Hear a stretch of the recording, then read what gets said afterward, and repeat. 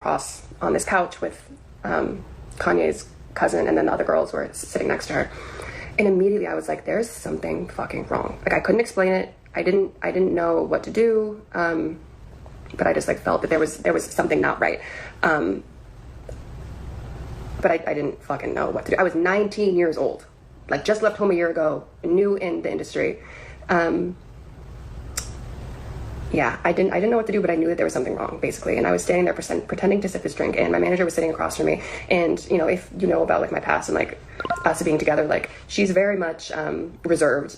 And people would always say like, oh, she's such a bitch. She has like a resting bitch face. And it's because she has like severe like social anxiety. Like she just wants to like sit in the corner and like tap on her phone and like not talk to anyone. So she's not a bitch. She's just very shy. And I see her across the room holding her drink. And it was weird because I noticed as I was standing there just kind of just like wondering what's going on, Diddy kept looking at me and Kanye kept looking at Lauren, and like they were exchanging glances. And I'm like, they're like watching me strangely. And I'm like, okay, let me pretend to drink. And like, I'm not actually doing it. And like that seemed to like make them happy, like me like pretending to like join in. And immediately I'm like, there's something fucking in this drink. There's something in this drink. And I didn't know what to do. And I like, my manager was like across the room, but like close enough, but like not next to me, so I couldn't like whisper to her. But I wanted to tell her, I'm like, hey, don't fucking drink this. There's something wrong with this. But I couldn't. So I reach for my phone and I start to type, and Kanye takes the phone out of my hands and he's like, who are you texting? Like, you don't need to text anyone. Like, we're having a party. And I was like, okay. And he like puts it on one of the speakers, and I'm like, fuck. Now what do I do? Like, I don't know what to do. And I see my manager take a sip, and I'm like, fuck. Like, fuck. Now what do I do? And then I see her take another sip, 2 sips out of this little vodka cranberry cup. And I'm like, oh, what do I do? 2 sips, and I watch her face flush. And all of a sudden, like I look over and she's speaking really loud and like making jokes. And I'm like, whoa, like this isn't her. Like she doesn't make jokes. She's fucking terrified of people. Like she doesn't even talk. And I was like, it's already hitting her. Like 100%, I just knew that the drinks were all laced with something.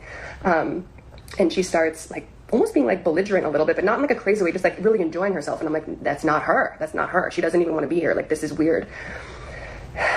And all of a sudden she like dismisses the studio host. Like, she's like, you can leave. And I'm like, oh my God, like what's going on? And the girls file out. They go to like a different studio, or they go somewhere.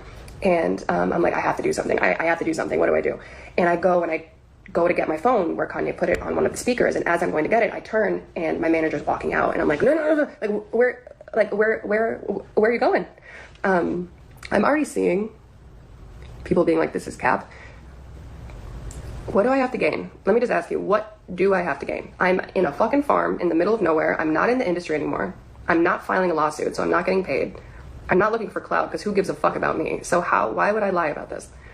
This has been 9.5 years since this happened to me. Why would I? Let me go on. Whatever. Yeah, so I see her start to leave. And I'm like, where are you going? And she's like, it's fine, I'm just going to the bathroom. And I was like, no, stay. And she's like, it's right there, I'm just gonna go to the bathroom. And I was like, okay. And she walks out. And all of a sudden, I realize that I'm in this studio. The music's low, the lights are dim, but you can still like see everything. And I realize that I'm in the studio with Diddy and Kanye. God help me. What do I do? And as my eyes were closed, this is going to sound weird, because I bet a lot of you are wondering, like, how the fuck did you get out of this situation? My eyes were closed, and I prayed. And I said, God help me, what do I do? And it was like clear as day. I heard this in my head. And it didn't make any sense.